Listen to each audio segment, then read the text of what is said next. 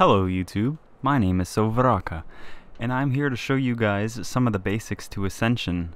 I know a lot of people still have no idea what Ascension is, so I thought I'd put together a little basic video showing you guys some of the minimum requirements that you'd need and some of the more recommended gear to start making you about 4 to 5 mil an hour. So alright, let's get started. Okay, so for the minimum requirements, you're going to need at least 81 Slayer. And for the recommended requirements, you're going to want at least 80 range, 80 defense, 68 or 80 summoning, 68 for the Bunyip, or 88 for the Unicorn Stallion, at least 37 prayer so that you can protect from mage, or 92 prayer if you'd like to use soul split instead. 70 agility comes in really handy if you want to use the bridge to get to my favorite spot that I'm going to show you guys in a little bit. But it's not needed because you can take the long way, which only takes maybe another 20 seconds or so to get there. And 92 Herbalore for extreme ranging potions, but I don't really recommend using extreme ranging potions or even super ranging potions for that matter, just because of how pricey they are. In this guide I'm trying to help you guys make money without spending a lot to begin with. The beginning of this guide is going to focus on more lower tier gear if you can't afford a lot to begin with, and once you start doing a couple Ascension trips, you're going to be able to afford a lot more high level gear, so that's pretty nice. So here you see my recommended low level gear, and I'm just going to read them off for you and give a little explanation on some of the choices I've put here.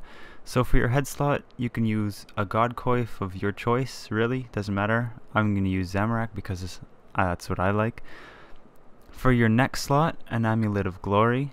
For your cape slot, you could use a skill cape. Most people have at least 199 now, be it fire making or fletching or something, so use a skill cape if you have it. Or an Ava's Alerter if you don't have a skill cape but you've done the Do No Evil quest.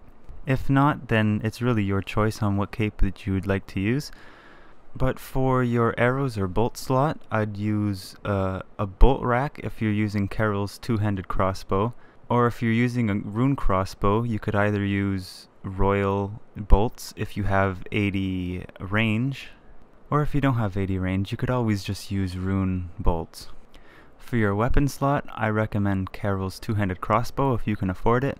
If not, then you could also always use the rune crossbow, or any bow of your choice. This guide isn't limited to only using these weapons or bolts, but this is just kind of a guideline for you guys to use. For your body and legs, you're going to want to use Royal D'hide. For your hands, Royal Vambraces is always nice, or Spiky Vambraces if you prefer. For your feet, Rockshell gloves are pretty good. They have a little bit of a damage bonus, not too much, but some people might like that. The Grand Exchange mid-price is about 1 to 2k, but I tried buying some and they didn't buy right away. I had to crank it up to see what the insta-buy price was, and it was about 60k. So if you want to drop 60k on these boots, then go ahead. But if not, there's always the Carapace boots, which almost always sell for under 1k, 2k. For the ring slot, if you can afford an archer's ring for 1 mil, I'd say go ahead and do so. But if not, the Tokhul Zo is always a good choice.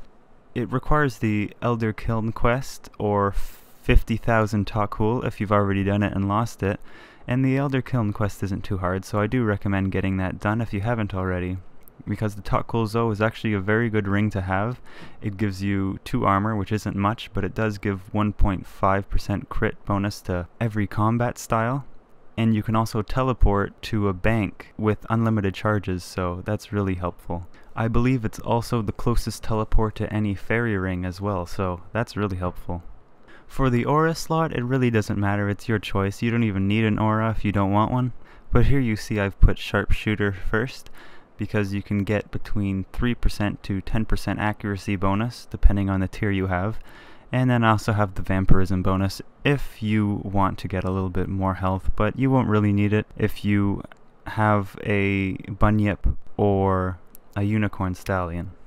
Okay, so here you see my recommended high level gear, and for your head slot, you're going to want an Armadillo helmet. For your neck slot, Saradomin's Murmur, or any other necklace if you prefer one over this.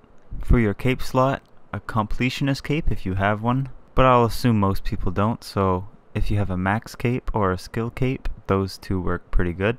I actually forgot to mention on the low level gear, but there's a spirit cape for 25,000 engineering tokens that gives 16 armor and plus 1.8% crit to all combat styles. For your bolt slot, you're going to want to use royal bolts, and then for your weapon slot, either a Zarite bow if you can afford one, or a royal crossbow. For your body slot, you're going to want to use an Armadale chestplate, and for the legs, Armadale chain legs. For the hands, you're going to want to use Armadale gloves, and for your feet, you could either use Armadale boots to complete the set, or you could just use Glaven boots.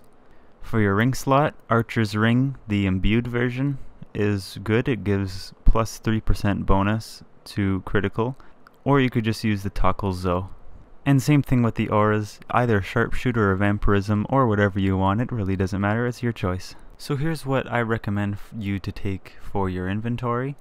Depending on how long you want to last will determine how much you should bring, but for each bunyip pouch, they last about 44 minutes each, so that's about 2 hours and 10-15 minutes, I think, if my math serves me correctly. So if you'd like to take 3 bunyip pouches like I have here, then you'd probably want to bring with you at least 4 to 6 prayer renewal flasks, a couple super restore flasks, you probably really only need 2, and then you fill the rest of your inventory space up with monkfish.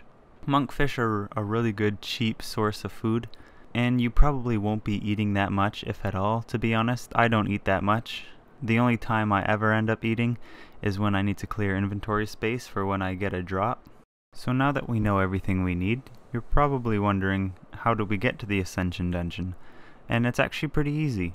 If you already have the Ooglog lodestone unlocked, it's literally just to the northwest as soon as you teleport there. But if not, I'll assume you have the Yanil lodestone.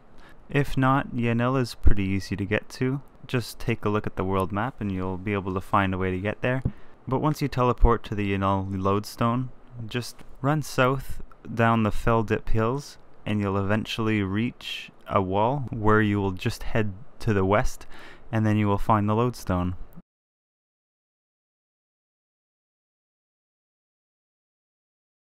Unlock that, and then you could head to the northwest and you'll be at the dungeon.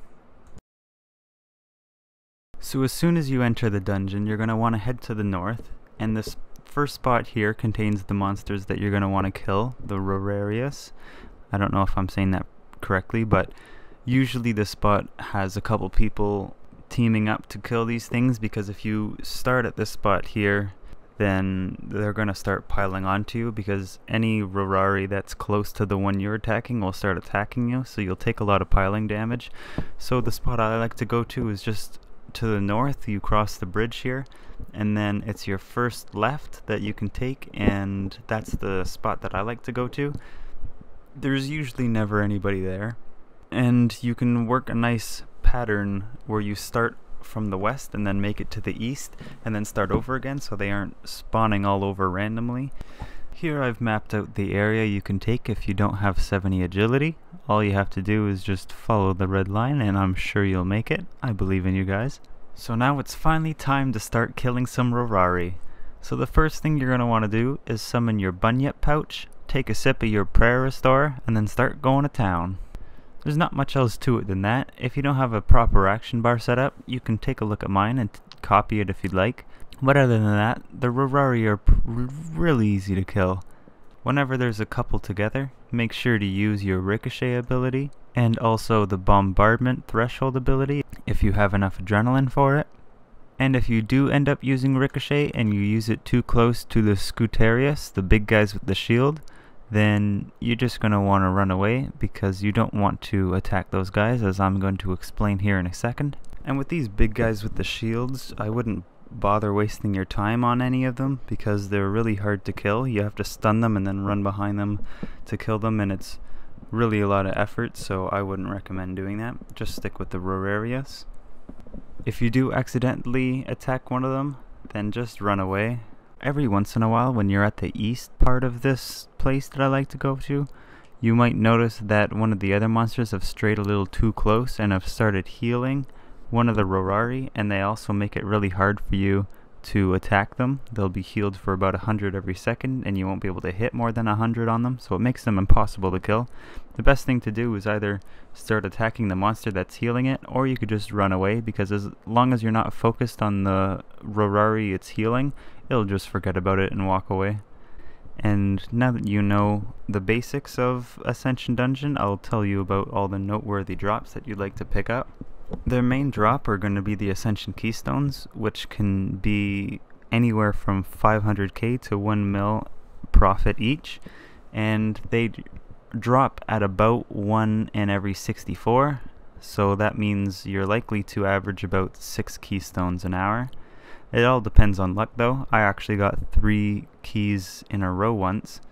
That was really cool. They also drop a couple noted things such as maple logs, gold ore, and potatoes with butter. You might want to pick them up if you'd like, but I usually don't like going out of my way to do so when I could take the time to just keep killing more Rorari and get more keys in trying to get more keys per hour per se. Or Serenic Scale. Serenic Scales are worth about 400k and they're used to make the Serenic armor. However, the Serenic Scales won't light up like the keys will. The keys will actually have a beam coming out of them, so you'll know when you get a drop, but it's always good to right click your drops just to make sure, because sometimes the keys might drop in an awkward spot and the beam won't show up, or you might miss a scale, so it's always good to right click your drops. Also, if you'd like, you could also bring high alch runes and then alch some of the drops such as the runite limbs. They'll also drop journal pages, and I recommend picking these up just so that they stop dropping. As long as you have 2 free inventory slots, you'll be able to pick them up. When you pick one up, it'll automatically add itself to a book, so you don't need multiple inventory slots to pick them up. So I'd just recommend picking them up so they stop dropping. So other than that, there's not too much else I can think of to let you guys know. If you guys have any questions for me, be sure to message me in-game. My in-game name is Sovraka, the same way it's spelt on my YouTube channel. I also have a Tumblr if you guys would like to check that out. I don't really post all too much, so it's up to you guys if you want to do that, but I'd like to thank you all for watching if you've made it this far, and I hope I taught somebody something today. I hope you guys enjoyed the video, and I hope you guys make a lot of bank. Alright, thanks for watching.